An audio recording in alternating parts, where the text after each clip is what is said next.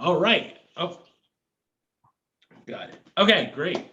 On the call with the creators of Roads to Rome, a relatively new animated series, right? You guys have been working on it for quite some time now, but I know, it's the anticipation built, and now it's here. So we're so happy to see it and excited to see where things go from here. So why don't you introduce us a little bit and what your role is with Rome? Yeah, Sure. Joe, go Go ahead and start, Ryco. You're the man for the job. No.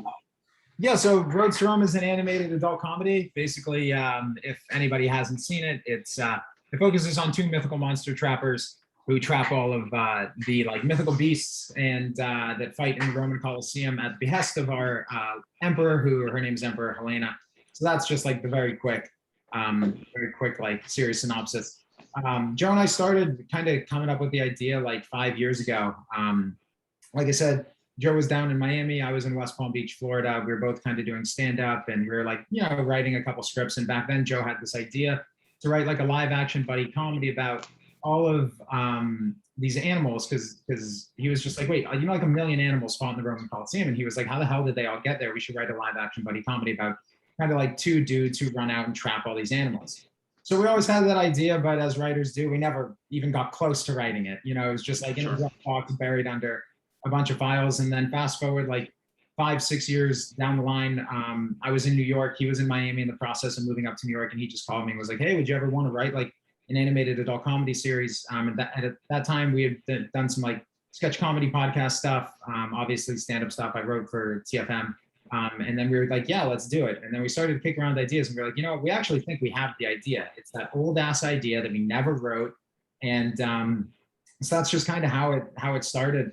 And then we started to put a million different scripts together. And after 2 years, we had a independent studio put together a little trailer for us, and we began to pitch Hollywood. And we got pretty far into a pitch with Frederator. They gave us incredible feedback, like truly unbelievably, like some of it good, some of it critical, but it helped us kind of fine tune the show. And at that point, we went back, we tore the pilot up, we tore the premise up, we made a bunch of changes. And then we really liked it. And we were like, man, we've been at this thing for like 3 years. Let's just see this damn thing. So we reached out to a couple different animators. We were really lucky to find a guy by the name of Benjamin Leffler, who's just a one-man wrecking crew. The dude is a machine. He does everything from, storyboard, animatic, clean animation, rigs. He does the whole thing. And yeah, so we teamed up with him. We made the pilot. And then the rest has kind of been history. And now we have 3 episodes out. They're streaming on YouTube and Rad TV. And yeah, that's kind of like the quick, long version of how it came to be. It was a long journey to this point. Yeah, tell me about that long journey, Joe. Sure, yeah. Like Ryco was saying, like we came from the stand-up, like improv world, 2 very different worlds. But and we were messing around. Ryco and I were college roommates, so we've known each other for quite a while, and we were always into like the Trey Parker, Matt Stone, South Park type of comedy world. And while we were doing stand-up, we just started writing scripts, and like Ryco said, it just kind of came together over time. It was a really, really long process of, kind of teaching ourselves, what was it, 7 years ago, how to even get into like writing an actual coherent script, teaching ourselves all the software. And then once we had the scripts and we were pitching it around and, years later and trying to find a home for it, when we said, we're going to produce this ourselves, make it into a series on YouTube, just kind of self-produce it, then we had to learn all the other stuff. So we had some experience with podcasting, so we knew a little bit about sound editing, but then we really had to double down on that knowledge and teach ourselves all of that, because we do a lot of the voices. We also have a cast of some really incredibly talented voice actors who join us, but we do a lot of the main characters as well. So we had to teach ourselves all of that. So it was a lot of like self-teaching over time, these different parts of it, getting really good at one, script writing first, then sound editing and voice acting, then pulling the whole production team together and bringing it all together. And yeah, it's been a wild journey, but we're really happy with our latest episode. Episode 3 is called Grain Shortage IPA. It's a grain shortage in Rome, and Professor Centaur and Cornelius have to go to Egypt to kill the Sphinx in order to get a grain shipment to Rome. That's the basics of it. But we're really happy with that one. We think it's kind of the best showing of everything we've done up to this point. And we hope to be able to basically continue with that type of pace and that type of story, you know? And just Yeah, so do you feel like after a few episodes that the show is starting to find its maturation? Like, do you think you guys are at a good spot with it now? Yeah, I think, the whole thing has been like such a tremendous growth process. So like we'd even have to go back basically to the like initial 1 minute and 30-second little teaser that we did all those years ago, because we had never produced anything, not like the level of animation, and even in terms of like shot by shot, frame by frame, to sit there and go through it. And it's just been like a hell of a learning process. And then when we got into the pilot was actually designed to be like a spec. So the pilot's pretty long, but our animator as well had never done anything on a production level, like of that length, like, a full length pilot. So that was a hell of a learning process. So when the pilot came out, we were like, man, we were really happy to see it. We thought it was pretty good. But, you're sitting there watching it, you're like, dude, we could have cut a lot of meat off this bone. We could have picked up the pace. Some of the VO lagged, like we're really critical on ourselves. So then when we got to the writing of episode 2, we were like, let's really cut this thing down and make it, like as tight as humanly possible. And even in like the framing and the shots and the video editing and especially, the VA stuff, because when you're recording with, professional VAs, they have kind of their cadence. And sometimes they're like, we got to speed that up. Joe and I had to speed up ours. And then when the second one came out, I think we were really pleased with it, but we also knew that we could do a little bit better in terms of the story. We thought the story was good, but it was like almost like just a half B storyline because we were trying to, pace it out so quickly. And then the third one, I think, is really a sweet spot. We basically have a full A and a full B storyline. There's almost like a little bit of a C, and we keep it right at 18 minutes. And there's very little meat on the bone. There's definitely some places you look back and you're like, we can shave, but the animation was updated with all new rigs. It's far more dynamic. The mouse, the VO, the writing. So yeah, I think episode 3 is just kind of like a really good reflection of like what the show could be. And I think if anybody were to go back and watch from the pilot to the second to the third, there's just like exponential growth in all 3 of them. And that's just in part because of our teams really, like kind of found our stride, but also like we've learned a lot in this process, like just said, like we're mostly self-taught. So yeah, it's been a hell of a learning experience and a hell of a journey. And that's not even including all the Web3 side of things too. So yeah, sure. Yeah, we're definitely gonna get into that a little bit because you're right. That's a whole other beast. But sticking with the animated series at its core, one of the things that we see a lot is sometimes people produce a trailer and they just kind of stick to it. And it's the thing that they shop and shop and shop and shop. They don't, not a lot of refining, they just think, oh, it's the greatest idea ever. And they don't really try to work on it. It's like a song. You gotta, really nail down your lyrics and, all that other good stuff. I'm sure you guys could even, if you were to take yourselves out of the fact that you produced the original trailer, you could probably look at it from now a different lens than what you had before and say, hey, look, this is completely, this, where we were then versus where we are now is definitely a huge leap. And I'm sure a couple years from now, there will be another leap. And, it looks like you guys are well on your way to doing that. So what did you find was the most challenging part of the maturation process? Was it the animation production? Was it getting voices? Obviously, things cost money. What, how does that all work? I think there was a lot of challenges. I'd say the biggest one is like just sticking with it overall, because, when you produce a trailer and you're like, we know the story in our heads is better than what we're seeing. Mm-hmm. You know what I mean? So just, and then from episode 1 to episode 2 and pitching around and being able to kind of just hang in the game and being like, I believe in this idea.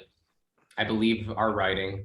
I believe in our animator and our talent, and just kind of sticking through these long periods of production where you're kind of just have your head down. You're working on scenes from day to day. Plus, we work normal jobs. So getting together at night and just writing as hard as we can and trying to find the funny in every scene. It really just overall sticking it out for that many years was the hardest part. But like we said, kind of everything had its own challenges when you look at it, like how it's bundled, like script writing itself when we first started many years ago. that was a challenge at first. Now we understand how scripts work. We studied a lot of scripts, read a lot of scripts. You know, we translated scripts. We'd watch an episode of like in any given card. Disenchantment was the one that we used because we liked their storytelling, and we'd literally watch it and write out the whole script if a script wasn't available to see how they do everything and how dialogue flows from scene to scene and stuff like that. So each type of area had its own challenges along the way. Well, and I would also say that, you know, like I think one of the biggest challenges for us, and I think for anybody who's a creative, is just being willing to pivot and being willing to change when things aren't working. So for example, you know, like we've been pretty much fully self-funded this entire time. And when we made the original teaser, we paid a good amount of money to do it, you know, and that's all money that Joe and I funded. And when that original teaser came out after we pitched Frederator, you know, we decided to take one of our main characters and kill him off and take our Centaur character, Professor Centaur, and move him into that co-lead role. Well, in doing so, you trash $15,000 worth of a teaser that you invested in a year ago. So you're sitting there and you're like, well, fuck. We know, you know, we know we have to do it. We understand that the show has a flaw in it with these two leads that are too similar. And, you know, it's been pointed out by a very good professional studio who gave us a ton of feedback. But we also know now in doing so, we're taking the trailer off the table. But it's just like, to give the show a fighting chance, you have to make it its best version of itself. And I think that we've been able to reinvent the show as needed throughout the process. And in doing so, like, you kind of have to take your ego and you have to put it to the side, because originally, of course, you're like, I wrote this, it's the best, it's fantastic. But then you're like, wait a second, this noble woman should be our emperor because she's a more compelling character. And this guy, Paul, he's got to go because he sucks. And so you're shifting all these different pieces around the chessboard, but in doing so, you're giving up, you know, a couple different things of production that you've invested to. And it's just realizing, I think, what's a sunk cost, not only financially, but also creatively, and just kind of putting your ego aside and being like, this is what we're doing. The goal is the show. The goal is the best version of itself. And then just kind of leading from there and kind of taking a step back as creators, because a lot of times, you know, early in the process, we got super tied to a lot of shit that is no longer with us because we were able to let it go. But if we'd been able to let things go a little quicker, you know, we might have been a little bit further ahead. But also that was just part of the experience and the process. And that, you know, so I think that was one of the big challenges, definitely over the course of the first couple of years. It's the old trope of killing off your darlings. And that's literally what we had to do. Multiple Yeah, they're your children almost. Right. You know, they're characters you birthed and you're growing them up, and you got to kill them off. Exactly. So yeah, I mean, you mentioned pitching to Frederator Network and getting feedback. You know, I think it's important to take that feedback because, you know, Frederator is one of those leading studios in the world. They're working on things that, you know, are just leagues ahead, and they've been in the business for a long time, and, you know, they work with just the top. So totally. It's great to take that and constructively and not just like, oh, well, fuck them. Exactly. That's a common thing. You would think, oh, they don't know what they're talking about. You know, it's, right. You know, people come at it like almost a little South Park. Oh, well, Fox was wrong about South Park, but, you know, it's, they had to work on it too, and that's why they're South Park. So, exactly. And if you see the before you get there, you got to eat some shit. Right. Yeah.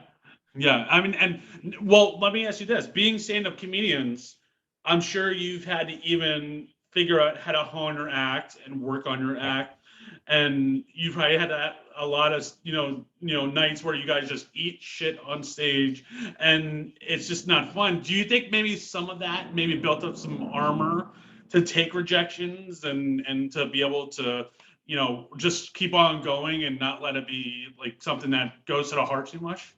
Absolutely. I mean, stand-up is, in my opinion, the hardest form of comedy there is. And I don't do stand-up anymore because basically this is our full-time now, because it's our passion, and I'll always have a place for stand-up, but it is the hardest thing, and you do eat shit so much in stand-up. But it definitely builds your resilience to be like, all right, that joke didn't work. Let's try something else. Yeah. Can I still have this like kind of joke set up, but, you know, put this tag at the end rather than the one I have. And it was a lot of that. I mean, it's really how when we first started writing, it all came from stand-up originally, because we're both doing stand-up, we're friends, we're, you know, run jokes by each other, edit joke. And that's how it kind of came into like, let's write scripts, let's write sketches. So it kind of led into that, but yeah, stand-up builds your armor. for sure, or breaks you mentally. One or the other.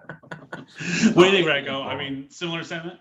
Yeah, stand-up's really cool, because stand-up is just trial and error, but you don't get to trial it any other way than doing it in front of people and getting immediate live feedback, which is, I think, for most people, terrifying.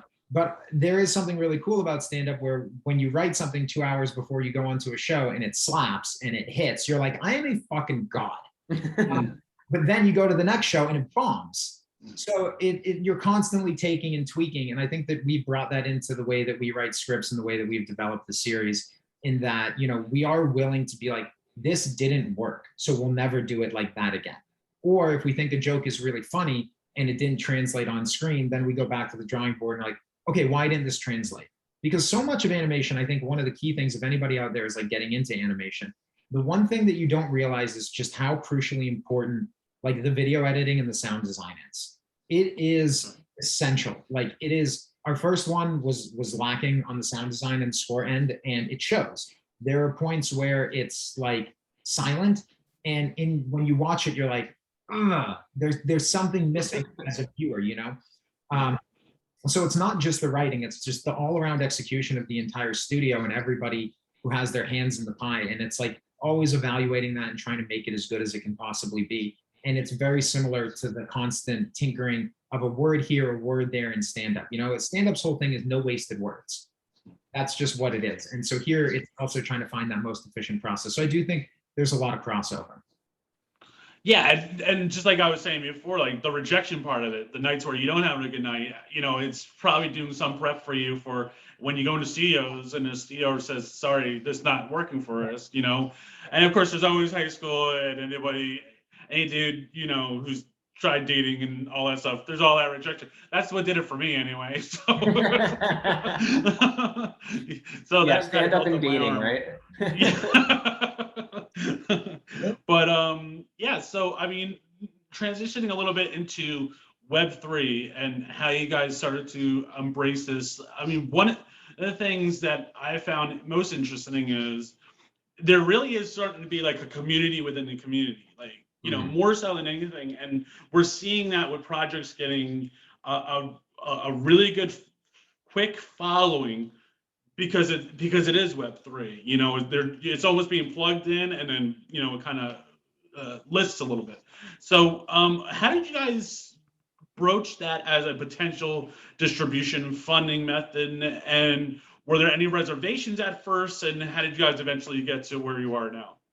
Sure. Yeah, we it was right after we had released the first episode, and we were, decided that we're going to make this a web series. So we started writing the next episodes, and a friend approached us who was into NFTs at the time, Web3 stuff, and he said, I think you have a really good Web3 project here. And we're like, we don't know anything about it.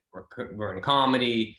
But then after really doing our research, we're like, this is actually not only a good fundraising mechanism, it's a good way to bring people into your community and have a greater attachment to the show. Basically super fans, like a Patreon on steroids. Mm-hmm. And, we were familiar with Patreon because so many comedians that we love use Patreon. And so we were like, this model could work. We did our due diligence and we saw Mila Kunis's Stoner Cats come out. We saw the Deadhead show come out, Glue Factory.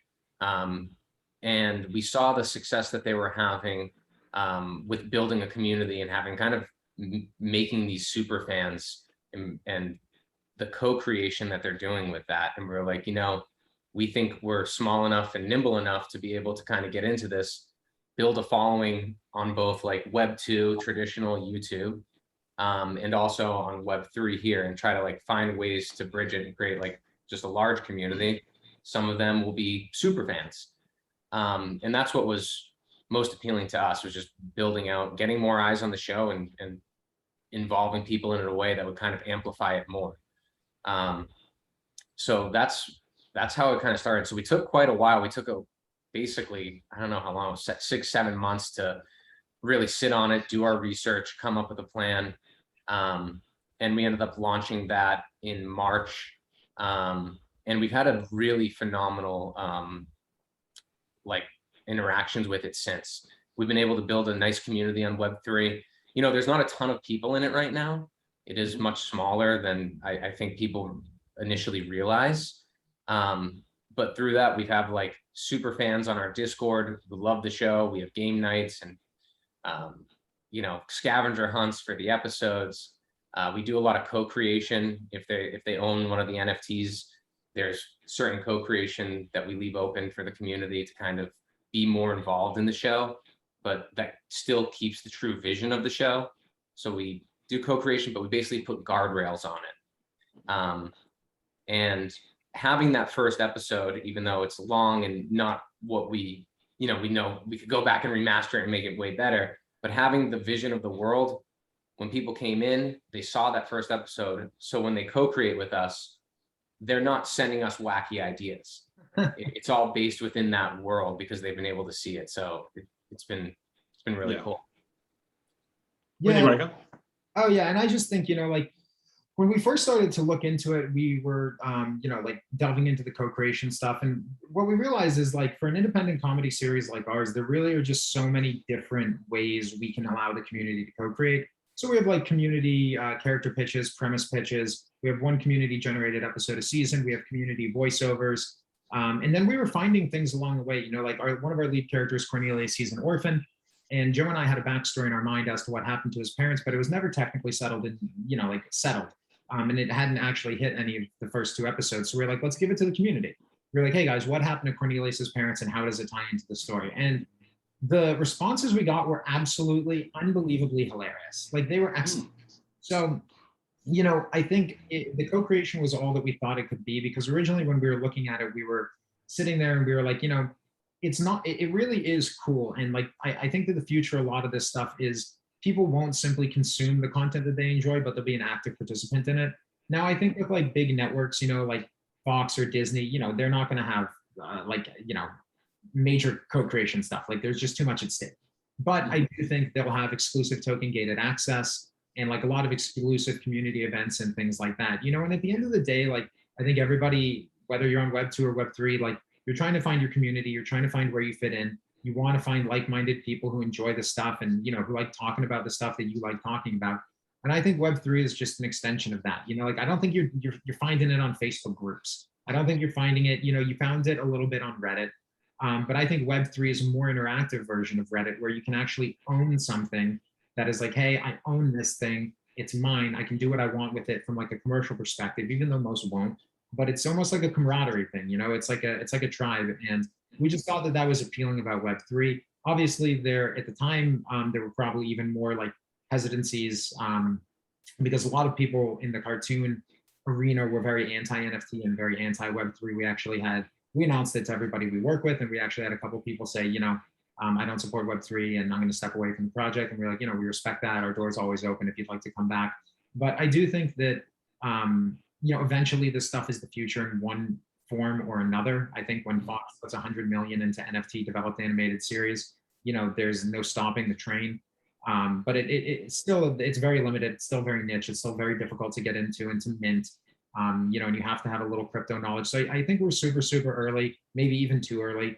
But I definitely think that there's something here. What it will look like in 3 or 4 years might be a completely different beast. But I do think there's something to this. And I think animation in particular can really benefit, especially like independent creators, because you can build something around, you know, IP that you couldn't build before. So we'll just see. But yeah, I mean, the concept is there. Sure. So it's interesting you brought up some of the controversy around Web3 technologies. You know, it used to be when we had the internet in the 80s, there was, you know, floors dedicated to servers. And now it would just be 5 megabytes of storage space. And people never ask, well, how much energy consumption did that cost? And, you know, here we are now where we don't, you know, we get that in a flash drive. So it's as you're mentioning, like the technology shouldn't be the fear of the future. And that's not, you know, the technology will get there. It's just who's going to be there when the tech gets there. And I think that's important. Yeah. So now it's interesting too, because you guys are a part of 2 comedy branches in show business that probably get right now more scrutiny from people who might be easily offended, or you of course everybody watches the Oscars, and Chris Rock getting slapped by Will Smith, and so your take on that from a stand-up comedian perspective, I'd like to hear, but also the increased microscope on adult animation, and there's this balancing act of what's funny, what's not funny, and should everybody be represented, and the answer is probably yes, but how do you do that? And so what are those types of conversations, and how do you see that affecting your series? Well, that's a tough one. Yes. It's a good one, actually, because it's something that we actually spoke a lot about, when we were first coming up with the idea, and in every single pivot that we had along the way. In terms of, I guess I'll tackle one thing at a time, the Will Smith, Chris Rock thing, like taking things to that level is insane. It's not offensive. And I think overall people need to go back to the mindset of comedy is comedy. If you don't like something, turn it off, change the channel. That's the beauty of what we live in today. You can basically find something you're interested in because of the vast amount of content that's out there, whether it's on YouTube, Hulu, Netflix, whatever. Yeah. For us personally, we have a certain humor. We come from the South Park school, basically, of kind of everything goes if you approach it correctly. You're not going to say an offensive joke just for the shock value. And you learn that on stage really quick as a stand-up, that like something just offensive for the sake of being offensive isn't funny. Right. But if you're tackling an issue that might have like a sensitive topic around it, and you can make it funny in a certain way, but you're not trying to make a point, I mean, I think it's totally good to go. And that's what we try to do, is what we think is funny. People may not find it funny, and if they don't want to watch, that's okay. But we always try to stick true to like what we believe is funny. We're never going to do anything for the shock value, just for the raw shock value of it. We're going to do it with the context that should be there for it to be funny. Yeah, I don't know how good of an answer that is, right? Well, I mean, it's difficult times. I mean, I think for comedians, I think stand-up in particular, like when we were doing it there towards the end in New York, when I first got to New York and I was performing stand-up, I actually didn't give that much thought into who would be offended. And then you fast forward 6 years later and you're like, this is a questionable joke. And that's tough, actually. I don't think people realize how difficult that is as a comedian and as a writer, because you do have that thought kind of bouncing around in the back of your head. So I don't know. I mean, I think like, Joe kind of covered it. Like, I'm a comedy purist. I think that if it's done cleverly and it's done well and you have a point, then everybody and everything and every topic is fair game, generally. Obviously, there are some exclusions, but I think that if things are done well and they're not coming from a place of malice, I think that most comedy should be acceptable. And again, if people are offended and they don't like it, then, if you don't like pizza, don't order from Domino's. So, so that's kind of always been my thing with comedy. I do think that like the best comedians in the world, guys like, Dan, Dan Carlin, or Dan Carlin, the Hardcore History, George Carlin, like George Carlin and Dave Chappelle, you do push the envelope a little bit, but that's what comedy is. Like, when people make you feel uncomfortable and then they hit you with a joke, you'll never laugh harder. That's when you get the best laughs. And that was like a lot of older comedians. You don't see that as much anymore. There's still some guys doing it. But yeah, I mean, when it comes to comedy, if you're not being intentionally offensive, and someone happens to be offended, then I think that's really on them. And, I wonder, like, I look at things like The Office and I'm like, I don't think you can make The Office today. And that's a shame. And the only reason South Park is still going is because they're grandfathered in. There is no way you could pitch any of these episodes of South Park today to a studio and it would get picked up. It's an impossibility. And that is a shame. But there's definitely a balancing act that has to be struck these days. So, I mean, it's a tricky question. I think it's what everyone's kind of trying to figure out. Joe and I basically approach it of being like, let's not be intentionally offensive, but let's not also limit ourselves comedically, and let's be as funny as possible. Well, I think you nailed it with, if you can tell when someone's being intentionally malicious rather than trying to find the funny in something that might be sensitive. Right. Two very different things. Right. Like, You I have don't, these conversations with your friends, you know, and you can tell if someone's being malicious or if it's just, hey, I'm just trying to find the joke in something that's Yeah. sad or whatever, you know what I mean? I right. come from New England and like New Hampshire, and we, you know, joke around at like funerals and stuff. This is how we get through the day, you know, is to joke Sure. around about things that really shouldn't be joked about. But if you're finding the real funny in it, then it's all good. Well, Ryco, you touched on something before. I mean, I know you at the start of the conversation, you were talking about how you just moved to Florida. Or you moved back to Florida, I should say. Have you ever noticed, like, hey, maybe a joke doesn't work in New York, but maybe I can run that same joke in Florida, Oh, like the capital of, you know, absolutely. and Absolutely. just you can probably get away with a lot more than you could in New York. It's a Yeah. different audience. Yeah, I mean, absolutely. You know, like I love New York, but definitely there's, you know, like when you're actually, you know, I was gonna say that, but I've been to some mics where people test some really edgy shit in New York. I've been to some underground stuff, and you know, I think there's a lot of really good, authentic, very raw comedy in New York, actually, that people would probably be surprised about. Definitely. I do think generally there's a sense in, like, you know, performing in Manhattan where obviously it's a more liberal place. So there's going to be topics, you know, if you're very pro-Trump in New York, you're not getting many lulls, you know. If you're pro-Trump in Florida, you're gonna get a few.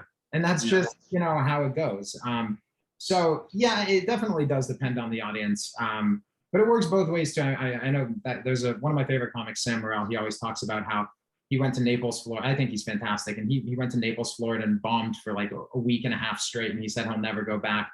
But the guy's a killer in New York. And I would think that his comedy would actually translate more outside of the city. But in the city, he's a killer. And, you know, he's fantastic. So I think a good joke is a good joke no matter where you are. So I also think it's blown. I honestly think, you know, audiences, whether it's at home watching animated adult comedy or at a comedy show, at a stand-up comedy show, I think the Twitterverse has kind of made people think that people are more sensitive about this stuff than they really are. Because my experiences in comedy clubs here and comedy clubs in Florida, wherever, and just art cartoon in general, and people seeing it all across the country, there's generally not that much negative feedback. There's not as many offended people as you'd think. I think it's kind of this self-perpetuating thing that is a smaller amount of people that are very loud, rightfully so sometimes, egregiously wrong others. Sure. So I think it's a little bit blown out of proportion, and you see a lot of things making a comeback, like people just going back to the pure comedy of the comedy, whether it's, you know, Andrew Schultz, Sam Morril, like Ryco said, Tim Dillon. These guys are just doing raw comedy. And in terms of what we're doing with animation and adult animation, you know, I think this is another good way to, like, Web3 again is another good way to kind of get over these certain censor type things that, you know, you might be pushed off of YouTube for a certain joke in your show. But, you know, using some of the new Web3 technologies, you're not going to have these type of limits. So it's all really interesting. It's a great question. Yeah, sure. And so you mentioned before that you guys were working on a whole bunch of ideas before you started Road to Rome. Now that you've seen a few episodes of Road to Rome, are there other projects that you guys have worked in this past that maybe you now are taking with more of an animation lens that you might want to revisit in the future? And what's that? What's the thought process there? Do you guys think you go that route, or do you have some brand new ideas coming out aside from Rosa Rome that maybe your fans would want to know about? Totally, yeah. We it's hard once you get into animation writing and producing. It's hard to see any idea outside of it because animation just translates so well, and there's so much you can do. There's not like limitations what there is with live action, you know. So we do have a few ideas that we were actually speaking to someone on yesterday that we've been working on. Ryco, you're kind of leading that one. If you want to jump into that idea, it's called Corrupt Town. Really can't go too much into it yet, I don't think. it's really funny that you're talking kind of about the way like people are reacting to different comedy stuff. Because yeah, we kind of been kicking this idea around for a little mini series called Corrupt Town, and we can't get too far into the weeds on it. We have a couple of the episodes written out now, but basically it would just be a series of shorts, and it would be just a parody satire, kind of attacking everybody from every end of the spectrum. If you're like a political elite, or a billionaire elite, or Right, left, doesn't matter. the one thing that we like is we do like topical shit like South Park, and obviously Roads to Rome is based in the classical world, so we don't get to be as topical. So we want really when we were kicking it around, we really kind of wanted our next project to be something that had a quicker turnaround and was more topical, because we think really it's speed, quality, volume is kind of the winning content formula these days, and Roads to Rome is full length, so it's certainly limited on that front from speed and volume. So yeah, we were kicking around this idea called Corrupt Town. It would just be like a parody of like billionaires and elites and government officials, and we'll probably have to talk to a lawyer because we have some edgy shit in there. Joe and I, we were literally talking this morning because we love South Park, and we love like old South Park, how they went after everybody. It didn't matter who you were. If you're Matt Damon and you're doing crypto commercials, they don't like it, they're coming for you. You're whoever, it doesn't matter. Gibson, Tom Cruise, Elon, Joe Rogan, doesn't matter. Right. Everybody is fair game. So we were saying, and I said today, like, I want the show to be an equal opportunity destroyer. I want, no wings, no right wing, no left wing. We're flightless birds, and we're just coming into paradise and satirize everything that we can. And we just want to make it as funny and clever as humanly possible. So that's in the works. We'll see. We had some really, really interesting conversations about it yesterday with a former studio head. So we'll just see what happens on that front. But yeah, that's definitely something that we've got a kick out of writing. It's a totally different brand of comedy than Roads to Rome. We love them both. But yeah, we'll just see. So you mentioned wanting to get into more topical series. So with South Park, the thing that blows everybody away is how fast they get a show turned around. 6 days. Right. Is that something you guys have talked about? Hey, maybe we can do some of that? Because I got to tell you, I've seen topical shows that take 9 months to get made, the traditional 9 months, and it almost never works, because it's like by the time they get there, that joke has been told 10,000 times on Twitter, and it's just not funny anymore. People were literally still doing on television, I won't name names, but literally doing Trump jokes like as of 6 months ago, and it's just over. Exactly. There was a time for it, but we're 3 years removed. We got to get it somewhere else. I don't know who thought that would be a good idea for a green light, where they thought that was going to be something where people want to see more of, but here we are. So, I mean, how are you guys looking to maybe balance that? Well, the one thing that's stopping us right now is just the funding to kind of blow out our studio a little bit more and bring more animators on, because we are a small team. The Roads to Rome, the immediate team is Ryco, myself, and Benjamin Leffler, the artist. Another shout out because he's incredible. And the turnaround time with one artist is, obviously slow, although he gets it done very fast for one person. We have all the connections, the VAs, the sound design, other artists. It's just about the ability to do that. And that's obviously a restraint for any animated series. But with that, we think would be able to do very fast turnaround times, especially stacking some scripts in advance, getting storyboards done for a few episodes in advance, and then moving it. I think, 10 days to 14-day turnaround time is totally doable with the right team, which, is again, just a total funding issue, which everyone finds themselves in at some point. Sure, everybody is looking to figure out how to pay for something. Exactly. You guys aren't alone in that. Yeah, exactly. So one last thing, and I'll let you guys go. I mean, talking about Roads to Rome, what's the future of that series? You have more episodes in the pipeline. What is the release strategy for the next 6 months and into next year? Yeah, totally. So we have the rest of the first season built out, basically. So there will be 5 more episodes. We're trying to do like 8 episodes per season. And right now we're actually talking with a couple different partnership groups, mostly focused on like decentralized studios in the Web3 space that are looking to build out original content. So We actually just sent over our pitch deck to one of our favorite potential partners yesterday. So yeah, we're just kind of exploring different partnership opportunities and seeing if we can get funded to kind of finish out this first season, and what like a merger of our IP would look like with some of these potential partners out there. Because, you know, for us, we're independent, we don't have any money, but like there's a ton of money out there. There's a ton of money in the Web3 space. There's a ton of money in the VC space. A lot of it's pouring into blockchain stuff, and a lot of these studios do need original content.